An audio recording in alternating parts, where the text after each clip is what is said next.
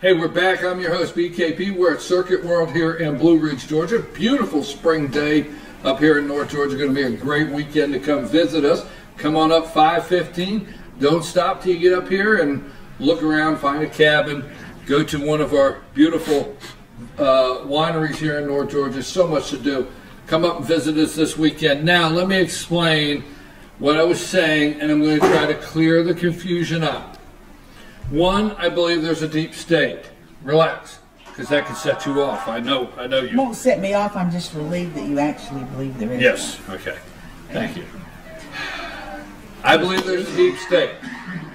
I believe the State Department, that Hillary Clinton went through there, and John Kerry, and others, even on the Republican side, and I believe the Department of Justice with Eric Holder and Loretta Lynch and others. I believe the deep state is, we're in a mess. I don't want to be a negative person, but we're in a mess there.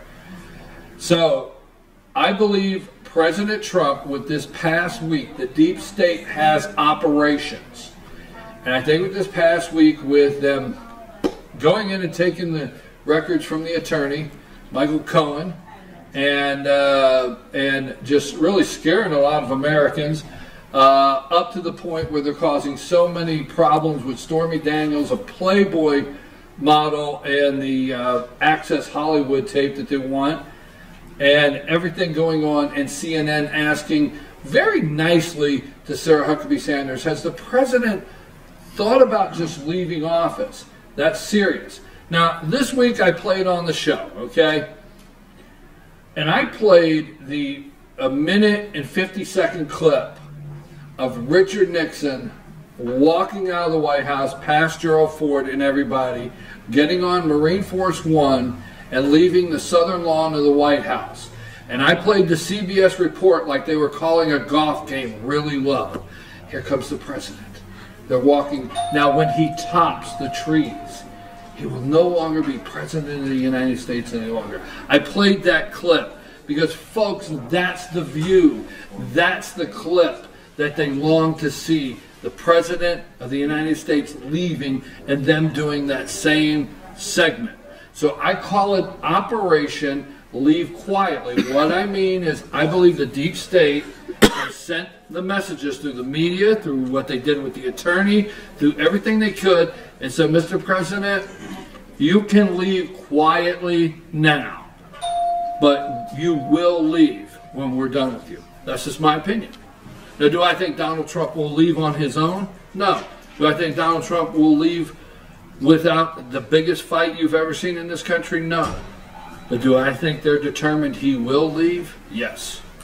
Well, how bad will the fight be for the country? Don't know. But they will. Because why is Comey, let's switch to Comey, why is Comey now a hero? He wrote a book. He's a hero to the left. Well, no, to the left. No, he was supposed. There was a time when they didn't like him because, he came back out and said the investigation was over and Democrats didn't like 11 him. days before the election. The Inspector General was supposed to release a report yesterday on the Comey issue. He's now not going to release the report until the book comes out. What's that got to do? What does the book have to do with anything in the government? Our country is a book deal now. That's what I'm saying. Exactly. And so Comey's going on all these shows. He's exaggerating things, making everything sound so much bigger. And do you think the report maybe is going to undercut the book? I think so, yes. Yeah. And so they're going to let the book come out first because they want to sell however many millions of copies, because everybody's going to eat up all of the lies. I mean, why would you buy a book that you know is all, half fabricated? I mean, I realize they had their issues between each other, but like, why is that something important to read when you realize that it's like in that Fire book or whatever, where he said in the front of it, he even wrote that most of it wasn't true and it was supposition and whatever. So, I mean, like, and then our news people report segments of a book as if it was, a true fact. Well, you know what was interesting is yesterday in the Pompeo, all right, there's senators reading paragraphs from on this day, in a Washington Post article, it was written that you said this, this, and this. Well, realistically, you know, you're under oath. When you're under confirmation hearings, you're under oath. Realistically, in court, we all know they're not going to let a newspaper article in court. They don't even use them. But these people, if you will sit and listen, they keep referring to, well, in the New York Times on this day, it was written. Wait a minute, that's a media source. That's not what you're here to do. Yes, that's not a statement of fact. That's not a statement of fact. That's not evidence or whatever. But a lot of Americans don't look at those confirmation hearings. They, you know, they might see like a sound clip or something on the evening news. And then they're only going to see a sound clip, which is going to be edited. Most Americans don't read the news. Yeah, I think more people watched the Zuckerberg thing and got so totally disgusted with the 4-minute charades these senators and congressmen did. I mean, that was just a disgrace. It was. I want to say something on the deep state, though, with Trump. I really think the problem with the deep state right now is the fact that they don't have an avenue to Trump. All the other presidents are controlled by the deep state because they were controlled by the old guard of either the Democrats or the Republican. Trump isn't controlled by anybody. He isn't a politician. He doesn't belong to the powers that be in the Republican Party. So the deep state, the people that really run what's going on in the government, you know, which is why it doesn't matter whether you elect a Republican or a Democrat normally, they don't have an they don't have an avenue to talk and control Trump. Well, so they don't know what to do. Do you think that the deep state really feels there's no corporate donors that have a finger on him? No, I disagree with that. The deep state is everywhere. McMaster's was a deep state. There are many, and he's getting rid of them as he learns it and he sees it. There are a lot of deep state people still. That's why he triggered the next level of the deep state. That's what I'm saying. Get rid of them. They're still there, and they do have an avenue, and he knows it. You think about this, people will think I've lost my mind, but you name John Bolton and you name Mike Pompeo, and you don't even have 10 days past your attorney's office has gone through and gone through and so on and so forth, and you think it's a coincidence that some of these things are happening the way they are. I believe he has kicked the deep state into the next operation. That's what I'm trying to say. You have thousands of positions to fill when you become president. Do you know SES? Do you know what that is? The SES? Senior Executive Services? No. Okay, look that up. That's essentially the deep state, very powerful in the government. And it's too long to go into now, but everyone's talking about it and writing about it. And just look that up about the deep state. And you know, they're giving him all this grief for getting rid of and cleaning house. There were so many positions to fill when he took over. Most of the people, when they slid in, you know, they already know who all's going to take the positions. He didn't know any of those people, so he accepted lots of the people. Yes. Okay, that were referred to him by the Republican Party, or left a lot of the Obama people in place. Yeah. As you get acclimated, Mr. President, you can start making the changes. If you do today, you will disrupt the flow, the workflow that does have to happen, and there is a certain amount that does have to happen. So now he's filtering through. He's making the changes in several of the areas, but he's. What say you, Bruce? Where does this end and when? What do you think? Operation Leave Quietly, or just the whole thing here? I mean, when it doesn't. You know, we're going to, I think, bump along through probably some adventure in Syria. I think there will be ramifications rippling through the markets all the way up until the midterms. Do you realize if he can pull off a deal? Now, this is what I've asked Congressman Collins twice. What are Republicans running on? Because perception is not reality, but perception is real. The perception of most voters is, hey, you did not defund Planned Parenthood. The perception is you did not end Obamacare. Yeah. The perception is you did not do this, this, and this that you promised us, okay? So what are you really running on? Yes, there's a list of achievements that the President of the United States has. They're hard to get out. But do you think if the president goes and pulls off a deal with North Korea, an amazing deal with North Korea, June would be perfect timing to go into the midterms and say, look, this is not the madman you think it is. Send me to work with Donald Trump. Look what he's doing. You need to send me to work with the president. The Democrats would have never backed that. I mean, is that a possibility? There's a slim possibility, because I don't know if something as complex as North Korea can have a solution by the midterms. I think, though, that if he works out with NAFTA and a deal with China on the tariffs, will go a lot further to the average everyday citizen that at least knows that there's a trade war type of thing. They don't understand, what's going on.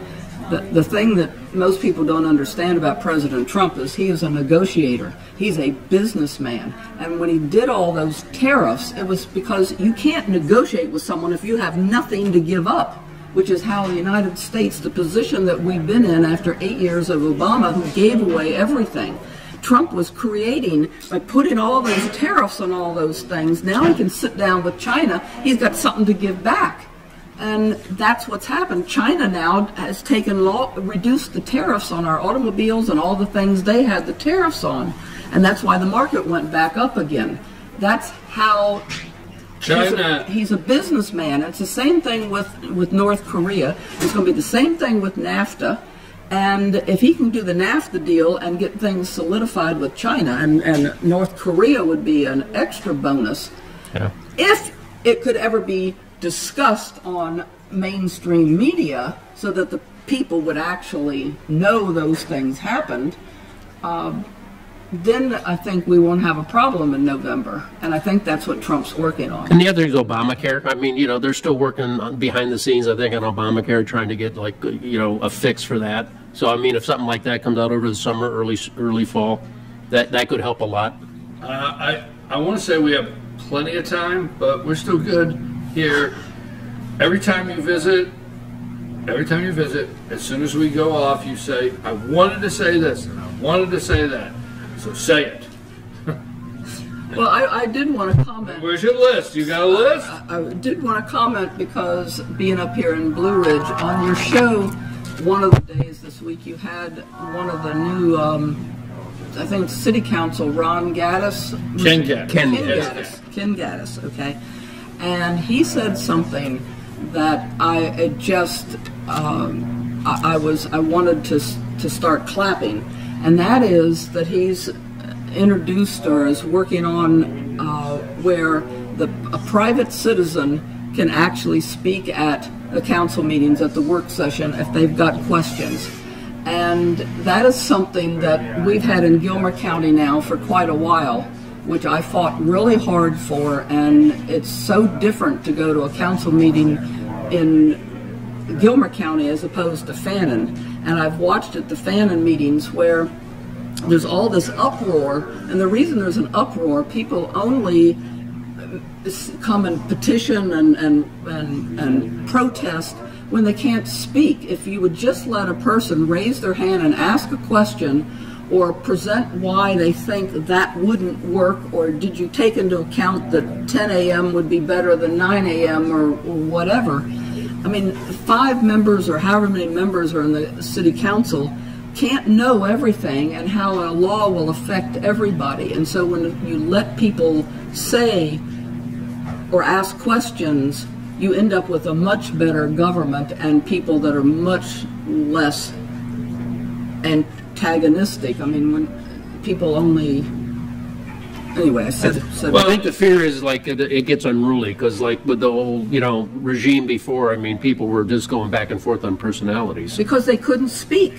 Well, I mean, they had their 3-minute thing, but they had to sign up beforehand and everything, and they could do that. But yeah, questions from the floor were not allowed because it was going to make things unruly. Because when people right, and that's what they tried to say in Gilmer County, and it's never been a problem. And if well, but they did put some things in place. Okay, there's no reason you can't have the meeting, you can't have First Amendment speech protected, and can't have some sort of organization in an orderly fashion. Right, and they can go together. And if 50 people show up because they're upset about something, you know, they can say, okay, I see there's a lot of people, and if you want to come up and say something, but don't say the same thing that someone else has said. So next thing you know, there's only 4 people that want to speak, because there's only so many things wrong with something, you know. I mean, 50 people don't need to say the same thing. You know what I have had the opportunity to witness in a council meeting, or let's just say a government meeting, is there at one time there was a zoning issue, and there was about 100 people in the room, and the chairman said, you know, obviously majority of you here today are here because of so-and-so, so-and-so. How many of you are here in opposition? Right. If you'll raise your hand, and they raise their hand, how many of you are here in favor? Mm-hmm. All I'm asking is that every one of you are welcome. I've heard him say this. Every one of you are welcome to this podium when we vote, and make your comments, and we'll sit here all day if we have to listen to every one of you. But if all 50 of you are just going to come up and say, I don't think we should have it, then if what somebody in front of you said, what you wanted to say, if you'll just do us a favor in time, very polite, and people say, okay, everybody knows, right? So yes. You got to say, so you're happy Ken Gaddis said that? Yes. What else you got? I mean, you always said, well, I was going to say this, I was going to say that. Well, I mean, it's sort of like the whole purpose of our government is to have representatives, and that's sort of like why I've been upset about our 7th district representative, in that we don't really have a voice down in the state capitol, because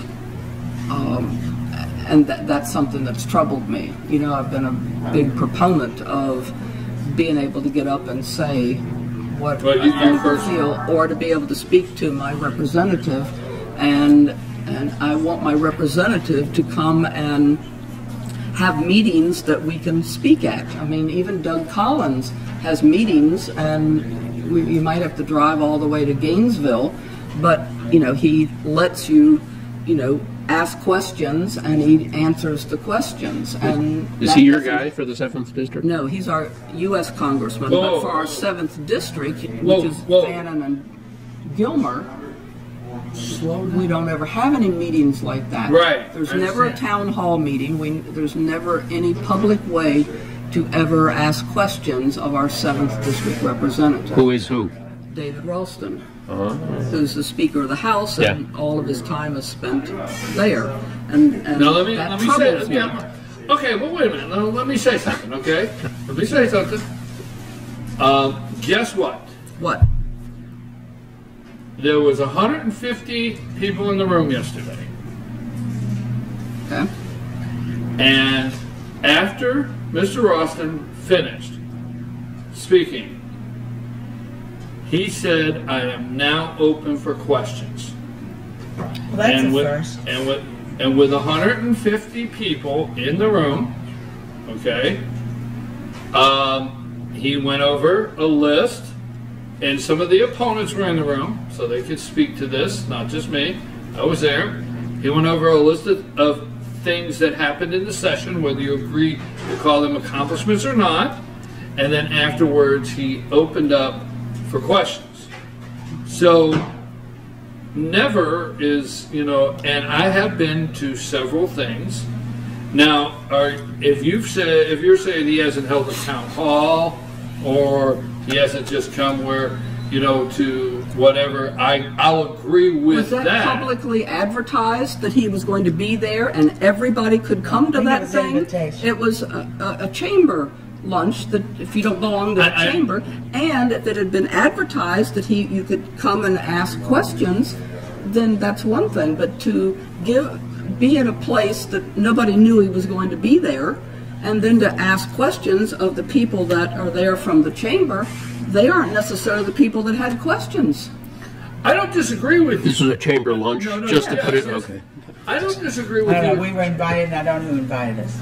I didn't know he had a fundraiser the other night. That's what I thought you might have. I do not disagree with you. It's not an argument. I agree with you that town halls or things like that should be held by all representatives. Yes. So let's make sure we're on the same page.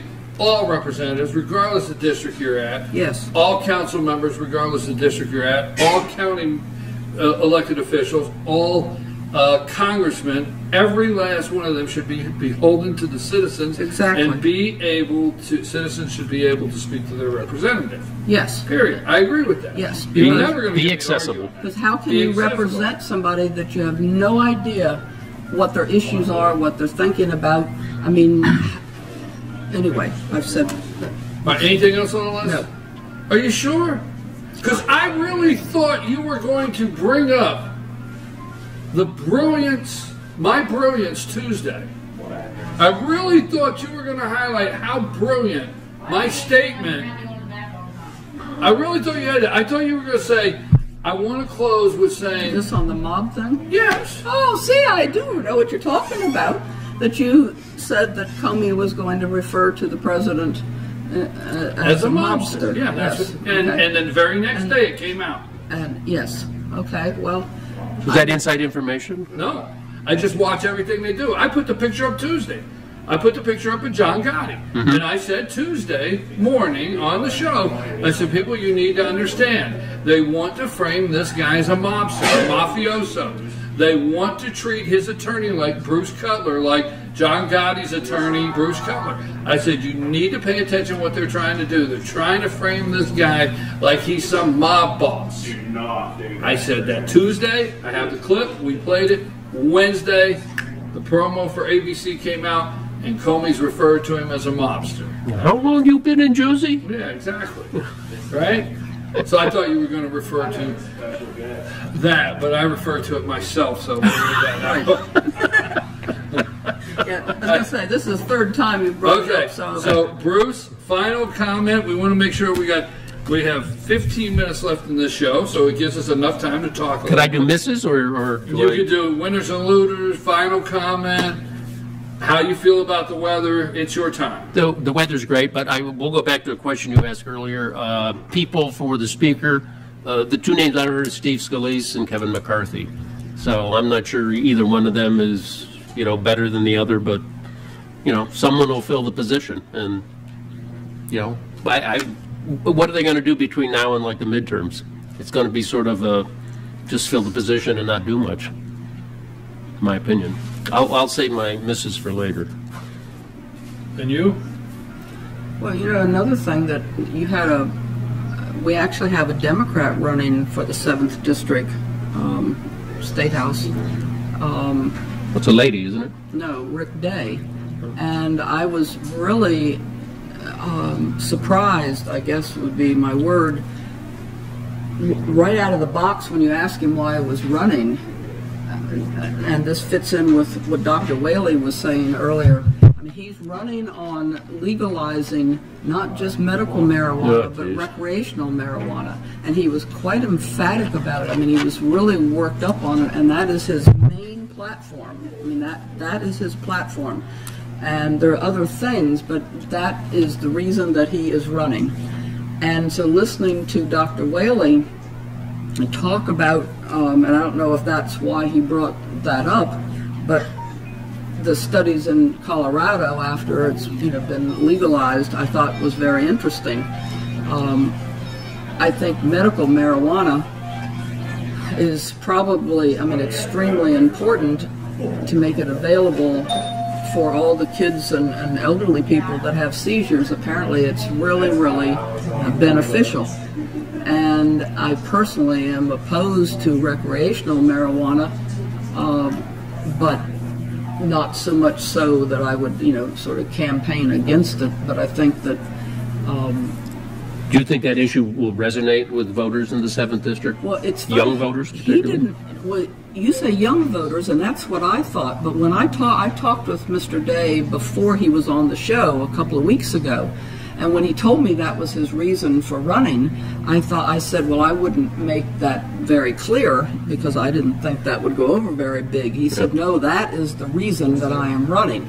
And he feels extremely strongly about it. And he cited all kinds of examples of people in this district that are 60 and 70 years old that want access to recreational marijuana. that they still get it different places. Jeez. And the more I thought about it, I thought, you know, my generation, I've never smoked a joint. I've never smoked a joint. You didn't inhale, Bill Clinton? No, I didn't have an opportunity. Are we going to pull the couch here? No. But I will have problems with that, much like other things for running for office, right? Well, anyway, that was the hippie generation where, you know, in college years, everybody was smoking a joint and it was just a big thing, you know? I mean, and I never could understand why anybody would want to kind of not be there, you know, to sort of go into your own space. But when he said that, I thought, you know, the people that are 70 are the people that grew up in the hippie generation, you know, the hippie weather, man. What is it, the bra thing? Burn your bra? Yeah, the burn your bra. All right, let's... And so he's saying that there's a lot of people that support this in Gilmer and Fannin County that are over 60. And it made me think, and you know, I'm not sure I could argue that. I don't know. I don't know anybody. Well, I'm sure I know people that smoke marijuana, I just don't know that they do. I've never seen anybody sit around and smoke a joint, but that doesn't mean that I don't know people. Well, next time you bump into them and you keep passing them, are you paying attention to me? They may be stoned. Let's not argue. Let's go eat. What do you got, Jane? Nothing. I don't really have anything. I don't. Sorry. You've said about everything. Suck it up, Can you Brian. sing? I can, but I'm not. Should Anything? You don't juggle? Nothing? I used to juggle, but I can't. Should Sessions have fired Rosenstein yesterday? Without a doubt. Rosenstein, it's tricky with Sessions because if Sessions goes and Rosenstein's there, we're dead in the water. I mean, Sessions is an anomaly. I don't know what the heck's going on with him, but we do know what's going on with Rosenstein. Yeah. So if Trump fires Sessions and Rosenstein's there, that is the deepest of the deep state. Well, he can fire. Well, I mean, if Sessions fires Rosenstein first, then I don't know who's third in line. It looks like he would have already done it. Yeah, I don't either. So that's a really precarious. Well, you know, I will say this. You got to think about firing Sessions, which I'm not saying I'm opposed to it, but everything he's doing right now revolves around confirmation hearings. I mean, who in the world are you going to put up that can get confirmed with them doing these dog and pony shows? Rudy Giuliani. But I don't think he can get confirmed. Oh, I think he can get confirmed in a heartbeat. Trump tweeted. You mean on the... For Jeff AG. Sessions. Yeah. I think Giuliani would get confirmed. Trump tweeted this morning, in the end of his tweet, that it was an honor to have fired Comey, okay? However, do you realize that Trump fired him, but Rosenstein's who wrote the memo that recommended, yes, to fire Comey. Right. Still sitting there. I mean, give me a break. There's a lot more going on underneath the radar, really underneath the radar, that you have to dig deeply to find out. This thing in Syria, I believe, was just a big play. It was a brilliant play on Trump's part. He's causing the deep state to show their hand, and because it is very serious now. He said, we're leaving Syria. Russia said, we're leaving Syria. Why would Syria then have a gas attack? Hello, I'm getting rid of Russia and I'm getting rid of the U.S. But what happened? I believe that when they said we're leaving, when we said we're leaving, they want a war. The deep state wants a war. They did the attack in Syria. They did that false flag in Syria, so we would go back. But Trump knew it. They would have to show their hand. And that's not going to escalate into a war. So you think gas attack was done by Syrian rebels? Or the deep state.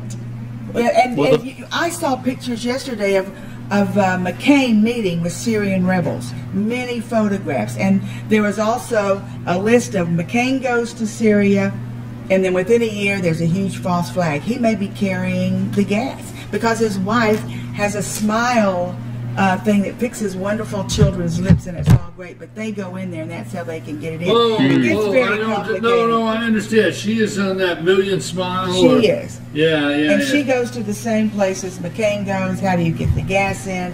McCain is a serious issue. So I think I'm a little, my position, I think I'm too way out there for this show, frankly. I think I'm just too into the deep state. I spend a lot of time studying that, and it just makes you nervous.